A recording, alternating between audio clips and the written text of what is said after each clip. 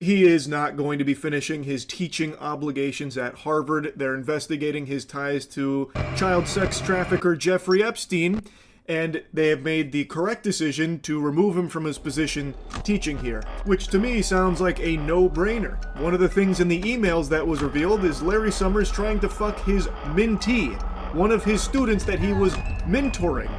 So it doesn't make a whole lot of sense to keep him in that position. That's like keeping the big bad wolf in a classroom with a bunch of little piggies there.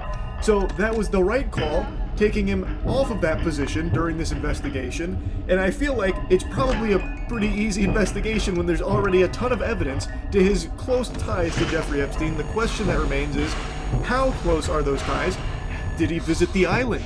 It seems like he was very buddy-buddy with Jeffrey Epstein. I cannot imagine that these 2018 and 2019 exchanges are like the only things that they ever talked about. If I was a betting man, I would make a strong wager that this communication is not the first time they've been closely talking. I don't think Jeffrey Epstein would jokingly call himself Summers' wingman based off of only a few text messages over the course of that year. I would wager that they have been very close for a long time, and I imagine Larry Summers is implicated very deeply in a lot of the Epstein files that we just haven't seen all of yet. And it seems like that hunch is corroborated by a lot of outlets reporting that his correspondence with Epstein had extended for over a decade after Epstein had already been sent to jail for soliciting a minor for prostitution. So it's not like Larry Summers wouldn't know this about Jeffrey Epstein. He was talking to him all the way up until like the day before he got arrested in 2019. There's no way Larry didn't know who Jeffrey Epstein was and what was going on there. I just don't believe that. He can call it like an error in judgment all he wants, but he literally had already been arrested for soliciting a minor for prostitution, and that is the guy that Larry Summers was going to frequently for advice on trying to fuck one of his students. I feel like there is no world where Larry Summers wasn't closely tied to Jeffrey Epstein for a long time and wasn't privy to what was going on behind the scenes with Epstein's operation and all of that shit going on.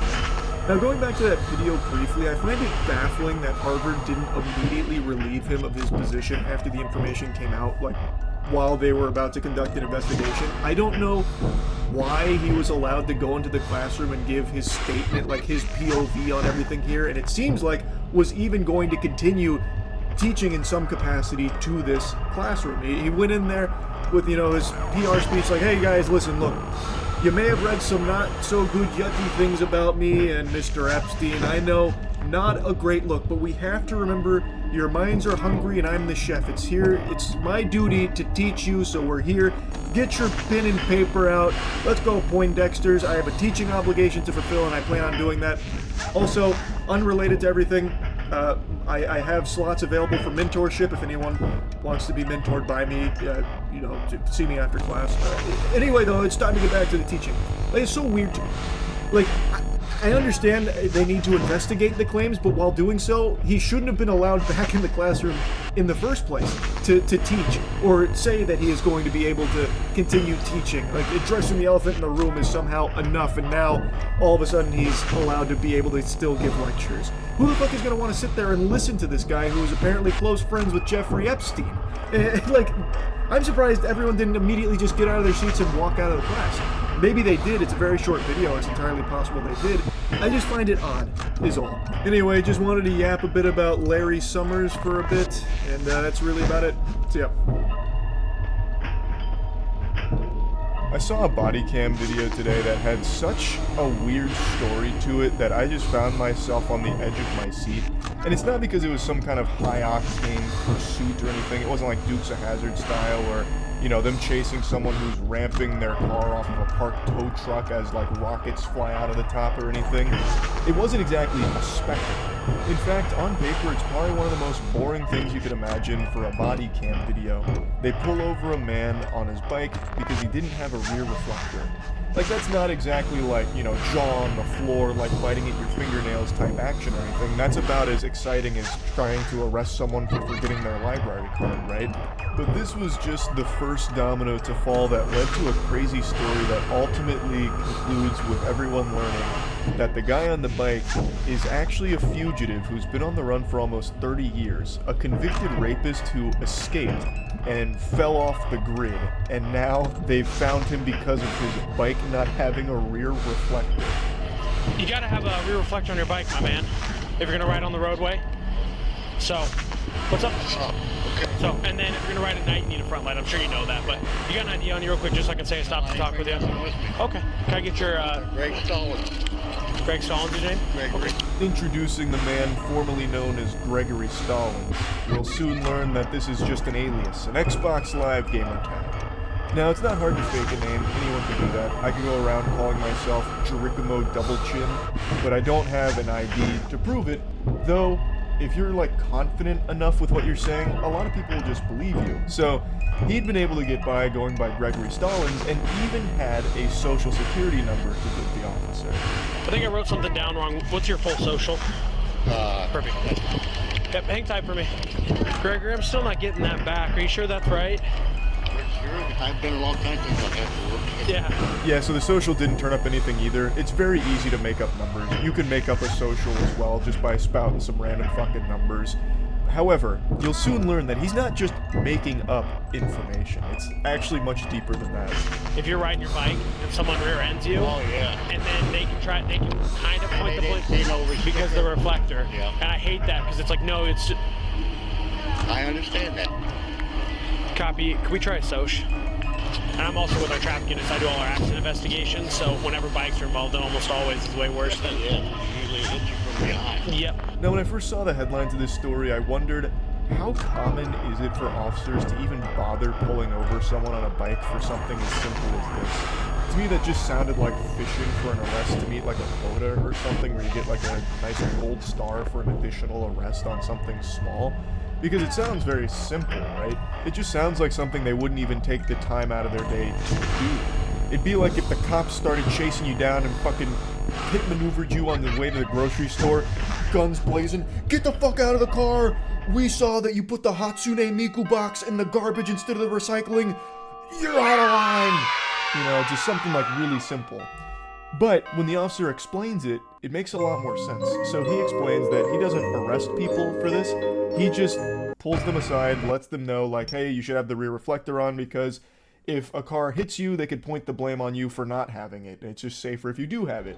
And he just explains that it's really just him letting them know and nothing beyond that. But he still has to go through standard protocol of confirming that the person is who they say they are, which I think makes total sense. But I haven't had a driver's license in years. I haven't. Copy. Can you try running him through Florida? How long have you been living up here then? Just thinking of what state. I can get you through any state even if it's really old, so I know it's been a while. Just Yeah, try to long think. time. Yeah, try to think for me. Sorry. Where else have you lived? Have you ever had any other run-ins with any law enforcement for us? No? They've reached a standstill here, so he has no identification, and the information he's providing isn't turning up any results. They then try and run him through Florida, because he had made a mention of Florida. I feel like you could also run anyone by Florida, and you'll find something fucking crazy. You'll probably find, like, Gregory Stallings was actually, like, a Florida conquistador who drank from the fountain of youth and now currently resides at Clearwater, right next to the Scientology church or something. Like, I thought once he said Florida, his goose was cooked, they'd find something, but they didn't. So now they're still just trying to figure out, okay, how can we confirm that you are who you say you are, and it's not really going anywhere. He also then told them a story about how he got hit by a car, so his memory's a little foggy. I'm just gonna take your word for it, okay? Alright, yep. I don't shake hands, sorry. Yep, you're good. Drive safe. The officer eventually just says, you know what, fuck it, we'll take you at your word for it. He offers a handshake, which is immediately declined. I honestly, when he said I don't shake hands, I honestly thought the officer might go with like a, but I do high five, and he goes like, down low, too slow, walks away, puts on his fucking shades or something.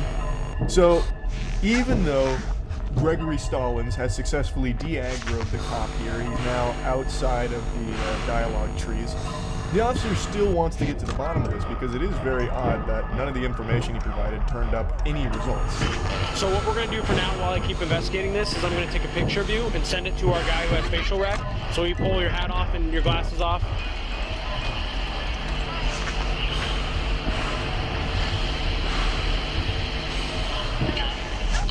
And both the socials you gave me come back to other people. One of them's deceased, the other one's a lady, so I don't think either of those are you. We have technology, so he's using facial recognition now to try and figure out who this John Doe is. So he takes a picture of him, gets him to pose like it's for some kind of fucking high school yearbook photo, sends it to the facial rec team, and then he's also informing the man that actually the information he provided with the socials goes to different people. One of them's dead and the other one is a woman. So now things are getting even more suspicious. He does keep reiterating that he doesn't want to arrest this guy, but he just needs to confirm his identity, so just do his best to remember the accurate information so they can both get on with their day. You don't think you got warrants or anything, do you? How far as I know, I don't. Okay. Well, have you committed any crimes? And Well, besides... no, Yeah? I got out trying to outrun the cops on my bike. Okay. All right, brother. Time to be honest with me, okay? So the info you give me comes back to a dead guy. Gregory Stallings is dead. And the Soch, yeah. Yeah. So who are you? You're Gregory, you're just not dead? Yeah. They're getting pretty confident that something smells fishy here. There's something awry, so they confront him saying, look, Gregory Stallings is dead. Imagine if that guy was just in like, dead? He starts profusely crying, no! How did this happen? And then all of a sudden he just starts like fading away like a Thanos snap or something. He was actually just like a spirit that was tethered to this world, didn't know that he died. But anyway, regardless, they're telling him like, look, this is fucked up now. We know that there's something definitely afoot. What's going on? Just tell us the real information here. But he's sticking to his guns, saying that no, he is Gregory Stallings, and it might just be a misunderstanding because he's been kind of off the grid for so long. Should it just because I haven't been on anything for a long, long time? They don't just declare people deceased because they haven't heard from them in a little bit. Anyone gotten back with the facial rec or nobody's able to? No, no hits. No hits? No hits. Said 2000, the year of the death. You go missing in that year? Did you? Someone report you missing and then they just declare you. I don't talk to my people in a long, long, long, long time. Not even Big Brother was able to nail him. Facial recognition came up nothing, empty-handed. So they're back in the field with nothing but their words to fight this battle and figure out who the fuck is this mystery man here. They then start speculating maybe it's a big misunderstanding and he perhaps went missing in the year 2000 when Gregory Stallings was pronounced deceased. Like maybe this is a fucking Hey Arnold Dino Spumoni moment where he faked his own death and he's still just out here. So they ask him, did you go missing? And he's like, well, no, I haven't talked to anyone in a really long time. During the officer's phone call, he turns off his body cam, and it cuts back into them, somehow discovering the fact that he is a convicted rapist on the run for the last 30 years. I get it, brother. I mean, I get it. I see both of it, and I understand it. Yo, none of us are mad at you. I'm just baffled that law enforcement has let you go for 30 years and not put... They cut out the part where they discover the truth. Like, that is literally removing the climax of this whole situation. It'd be like watching a Sherlock Holmes film and they take out the part where they piece everything together to get the conclusion. That's so fucking stupid. What? So apparently, they somehow were able to figure out that this guy is not Gregory Stallings. Instead, he's this convicted rapist from the 80s who escaped in 1995 and has been on the run ever since.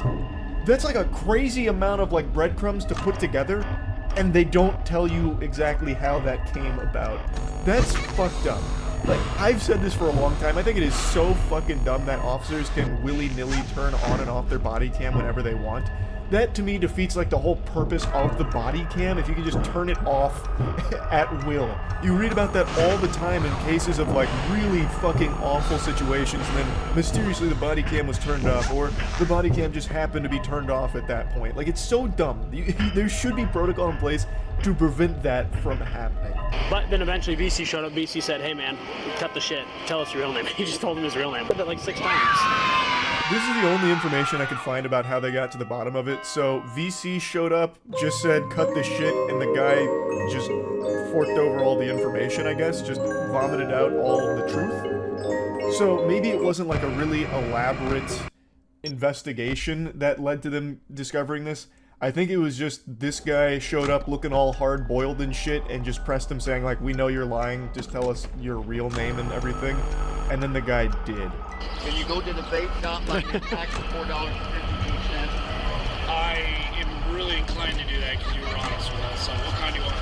The Crown Menthol 100. I'm not gonna remember that. Crown Menthol 100. Yeah, just keep it the cheapest menthol we got.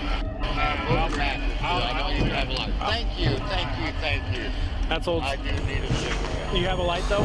No, that's why I'm telling you to book a match. Okay, alright, just making sure. Book a matches. They're acting like best pals now. He even sends the officer grocery shopping for him to get cigarettes. I don't understand. He's like, yeah, you know what, I'm inclined to do that because you were honest with us. So he's rewarding him with like a fucking lollipop here, giving him the cigarettes. Maybe that was the deal they made, like, hey, look, pal, we know you're lying, and I'll go get you some cigarettes if you just tell us your real information. He's like, alright, bet, and then did so. It's also so weird how friendly they're being with this guy. They even in sync said book of matches together like some shit out of a buddy cop movie. But he's a convicted rapist. I've seen so many body cam videos where they're being unreasonably aggressive to people that are being cooperative and not rapists. Like, people that are, you know, getting busted on like super simple drug charges or something. They're like, you're the scum of the fucking earth. Listen, pal, you're lucky I don't run your fucking head on the pavement right now and curb stomp the shit out of you. And meanwhile, this guy who was a rapist who escaped from a halfway house 30 years ago, they're like, yes, you want those cigarettes? Yeah, we can do that for you. But anyway, looking deeper into the George Hartleroad case, that's this guy's real name. He is not Greg Stallings. Huge twist. He was George Hartleroad, and he was convicted of rape in 1983. And in 1994, he escaped from a halfway house, and he's been on the run ever since. They're going, oh, we got him again. Oh, we caught him.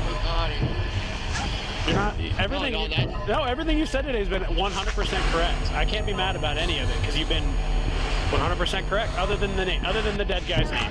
I didn't even know the guy was dead. Yeah, now you gotta find someone else to think about. Dead guy, he died like 5 years later. He did not last very long. You